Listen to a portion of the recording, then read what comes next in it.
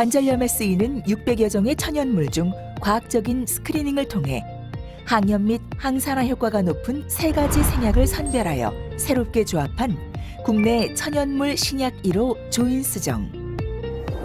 기존의 한약 처방에서 유래한 조합이 아닌 과학적인 방법을 통해 개발된 조인스정은 1997년 허가 이후 다양한 연구를 통해 효과와 안전성에 대한 과학적 근거가 마련되었습니다. 2002년 타임즈에 소개되고 여러 기술상을 수상하며 기술적으로 인정받은 국내 천연물 신약 1호 조인스정. 믿고 처방할 수 있습니다.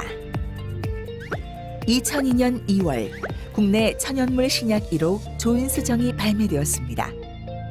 먼저 OA 환자를 대상으로 효과와 안전성 결과를 확인한 조인스정은 2008년 RA 적응증을 추가 획득하며 천연물 신약에 대한 우려를 불식시켰습니다.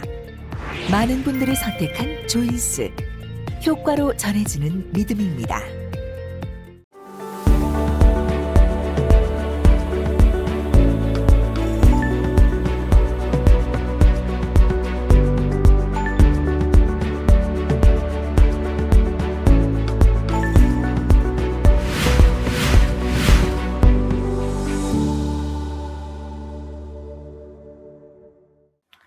여러분 안녕하십니까? 저의 토픽은 DFO와 더블 레벨 오스테오토미입니다. 주로 저는 이제 이론보다는 케이스 위주로 준비를 했습니다. DFO부터 보시면은 적응증은 뭐 이렇게 돼 있죠. Single Lateral Compartment Degeneration with Valgus Deformity. 그러면서 좀 영한 사람이 좋다 이렇게 돼 있고요. 그다음에 Relevant Symptomatic Valgus Deformity due to gross disorder나 뭐 트라우마 이렇게 돼 있습니다. 저는 요걸 좀 보려고 합니다, 오늘. 그래서 케이스를 보시면요. 59세 여자 환자고, 어렸을 때부터 다리가 이렇게 바깥쪽으로 휘어 있었다. 그 다음에 최근엔 많이 아프다. 외관상도 굉장히 보기가 좋지 않은 그런, 코스메틱 프로블럼도 있습니다. ROM도 많이 줄어져 있고요. 그 다음에 피지컬 상에서는 메디얼 렉스티가 좀 있었습니다. 환자는 이제 이런 엑셀을 갖고 있었습니다. 뭐 의심할 여지 없는 KL4이고요. 상당히 많은 발구스 디포미티가 각도가 지금 심리 앵클레시스가 24도네요. 그 심한 발구스 디포미티고요. 메디알 엑스티도 동반해서 토탈리를 하려고 그랬습니다. 그래서 이걸 어떻게 치료할까 보다가 라테랄에 이제 파텔로피모랄 오웨이도 심하죠. 그래서 토탈리를 하겠다고 생각하고 이걸 인트라아티큘라 코렉션을 할 수 있을까? 그러니까 오스테오토미 안 하고요. 그래서 이런 이제 메카니컬 엑스에다가 직각인 선을 그어봤습니다. 그래 보니까 거의 뭐 미디얼 에피콘다일 가까이까지 잘라야 되고요. 그러면은 이미 렉스한 미디얼 사이드가 더욱더 렉스해지겠죠. 그 아시메트릭 오스테오토미를 해야 되기 때문에. 그래서 이건 뭐 또 젊은 나이에 그 CCK나 컨스트레인드 임플란트를 쓰는 건 좋지 않다고 생각해서 이렇게 하려고 그랬습니다. 오스테오토미 하고 싱글 스테이지로 하는 거는 좀 저도 부담스러워 가지고요. 힐링이 된 다음에 스테이지로 하자 이렇게 3번으로 계획을 하고 수술을 진행을 했습니다. 그래서 보시면 이렇게 웨이트 베링 라인이 밖으로 지나가죠. 이렇게 디포미티가 심하기 때문에 피모랄 바이가 굉장히 심합니다. LDFA가 굉장히 작죠. 그래서 이렇게 웨지 베이스가 거의 20mm 가깝게 크게 잘랐습니다. 그리고 보시면은 이 포인트 중에 하나인데 세이프 존이죠. 이 라테랄 콘다일의 프록시멀보다는 더 디스탈에 있어야 됩니다. 그리고 이 두 개의 그 가이드 핀이 콜텍스에서 만나거나 하여튼 이 안쪽에서 만나면 안 됩니다. 이 밖에서 만나는 건 괜찮고요. 이렇게 해야지 나중에 웨지가 잘 힌지 프랙처 없이 생깁니다. 그래서 이렇게 박아주고요. 고정한 다음에 이렇게 거의 가운데로 보내는 걸 이렇게 플랜을 했습니다. 수술 후에 직후의 사진입니다. 그래서 히미의 싱글스가 해보니까 한 5도 발구수가 남아있더라고요. 그렇지만 뭐 토탈이 할 거니까 5도 발구수 정도는 큰 문제가 아니라고 생각했고 LDFA도 많이 해결이 됐죠. 이렇게 85도로 많이 정상에 가까워졌습니다. 사진이고요.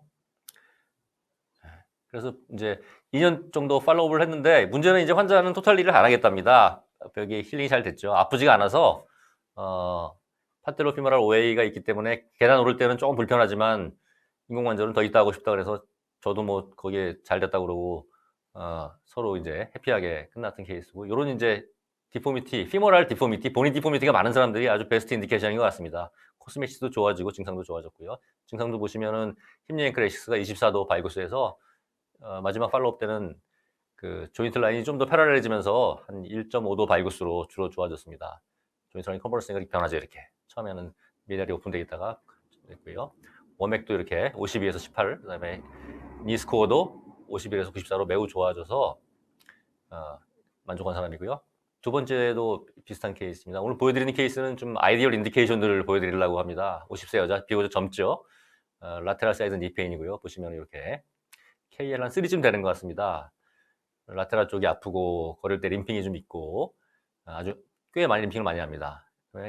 마찬가지로 발구스 얼라이먼트가 심해서 이제 클리니컬 포토는 준비 안 했지만 그 외관상으로도 굉장히 그 보기 싫고 걸을 때도 무릎이 닿는다고 이렇게 부딪힌다고 얘기를 합니다. MR 사진이고요. 15도 발구스 있네요. 그리고 LDFA가 78도로 피모랄 바이가, 그러니까 디스탈 메타피지스 디포미티가 많이 일어난 거죠. 피모랄 바이가가 있습니다. MPT에는 90도로 뭐 거의 정상이죠. 그래서 수술 중에 스콥 사진은 이렇게 라테랄 쪽에 카트리지는 다 벗겨져 있습니다. 티비아나 피모나 벗겨져 있고 메니스커스도 컴플렉스한 디제너티브 티어가 있고요. 그래서 이렇게 있습니다. 해서 하니까 마지막에 보면 이제 토탈리 안 할 거기 때문에 4도 바루스 정도로 코렉션 했고요. LDF가 96도로 이렇게 변했습니다. 뼈가 작아서 이렇게 좀 약간 앞쪽으로 가 있죠. 그렇지만 뭐 문제없이 2년 뒤에 사진인데 잘 힐링이 되어 있습니다. 그래서 이렇게 힙니 앵클레시스가 15도 발구스에서 4도 바루스로 코렉션 됐고 니 스코어도 70점에서 94점으로 많이 좋았고 워맥도 좋아졌습니다.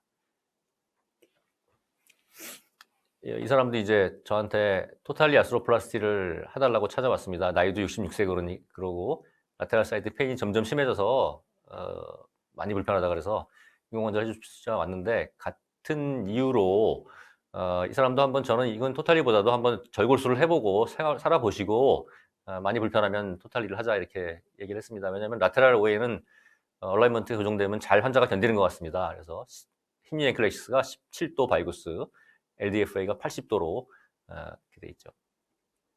그래서 역시 이렇게 DF4를 했습니다. DF4를 똑같이 하고요. 힙니 앵클레시스는 3도 정도 바루스 돼 있습니다. 제가 좋아하는 교정각은 이 정도 되는 겁니다. 그래서 이 메디알 그 스파인의 서미트, 저 산 정상을 향해 지나가는 정도면은 적당한 것 같습니다. 퍼센트로 말하면 한 60% 이내, 55에서 60% 사이 정도가 적당한 것 같습니다. 아직 뭐 에비던스 베이스로 말씀드릴 수는 없고 에비던스 베이스로 나와 있지도 않습니다. 그래서 그 정도로 HTO만큼 많이 라테랄로 보내시면 안 되는 거, 많이 이렇게 오프 더 센터로 보내면 안 되는 것 같습니다. 이렇게 지금까지 보낸 것처럼 한 거는 다 이제 피모라 바이가, 보니 디포미티가 있으면서 디포미티가 심한 경우에 또 해당되는 라테랄 컴파트먼트에 오해가 있는 경우고요. 이런 경우가 가장 아주 해피한 인디케이션이고 환자들이 다 만족하는 것 같습니다. 그 다음에 실패한 경우에 핏볼과 팁스를 좀 말씀드리려고요. 제가 몇 번 보여드린 케이스인데 저 로컬 클리닉에서 DF4를 하셨는데 이게 처음에 하신 사진입니다. 처음 이니셜 사진이고요. 보시면은 세이프 존이 여기 아래죠. 이 라테랄 콘다일의 그 프록시마 엔드보다 약간 디스탈에서 가야 되는데 그거보다 한 1cm 정도 프록시말로 힌지가 형성됐습니다. 이러면 이제 문제가 생깁니다. 힌지 프랙처도 생길 뿐더러 언스테이블해집니다. 그래서 결국은 무너져가지고 2달 있다가 다시 한번 이 메디알에 있던 플레이트를 빼고 라테랄에다 더 튼튼한 락킹 플레이트를 대셨는데 그래도 붙지가 않아서 제가 다시 이제 그 한 6개월 있다가 리비전을 했던 사진이고요. 이렇게 해서 할 수 없이 그때는 이제 라테랄 락킹 플레이트, 메디알 해서 이렇게 아주 그 프로파일이 큰 플레이트를 이용해서 정복을 했고 고정을 했습니다. 그래서 6개월 있다가 잘 붙어서 잘 붙은 그런 사진입니다. 그래서 세이프 존을 반드시 지키라는 그 메시지를 드리고 싶고요. 그 다음에 또 하나는 이제 몇 분들이 저한테 말씀하시는 게 코로날 그 오스테오토미 그 안테리어에 있는 이 본 프래그먼트가 본이 부러진다, 여기가 부러진다는 거죠. 그래서 그거를 막는 팁을 하나 말씀드리면 이 AO 매뉴얼입니다. 토모픽스 매뉴얼에는 요 피머의 메디알 사이드를 4등분해서 앞에를 한 4분의 1 정도 주라 그러는데 4분의 1은 한국 특히 여자들한테 너무 얇은 것 같습니다. 이게 보시면 굉장히 이렇게 컨벡스하고 얇거든요. 그래서 한 3분의 1 정도 두께는 주셔야 되는 것 같고 이때는 이 파인 솔을 이용해서 바이브레이션 적은 거 토탈리 할 때 쓰는 이런 소스 쓰시면 안 됩니다. 파인 솔을 이용해서 마이크로솔을 이용해서 안테레오스토미를 치라고 이렇게 말씀을 드리면은 그런 브리키지를 막을 수 있는 것 같습니다. DF를 요약해서 말씀드리면 적응증이 가장 중요한 성공의 중요한 팩터이고요. 발구스 디포미티가 상당히 많으면서 특히 보니 디포미티가 있으면 아주 베스트 인디케이션이라고 생각을 하고요. 그 외에도 이제 발구스가 진행돼서 라테럴 컴파트먼트 오해 건 사람들은 할 수가 있겠죠. P4 세이프 존 잘 지키시고요. 그다음에 코로나 플레인 오스테오토미 프랙처 막으면은 특별한 문제 없이 다 수술을 하실 수가 있습니다. 이 자세한 수술 방법은 슬관절 수술 아틀라스에 나와 있기 때문에 제가 스텝 바이 스텝으로 말씀드리진 않겠습니다. 디에로 더블 레벨 오스테오토미, 디에로라고 얘기를 하더라고요. 그래서 why, how 이런 제목으로 왜 하고 어떻게 하는지에 대해서 간략하게 말씀을 드리겠습니다.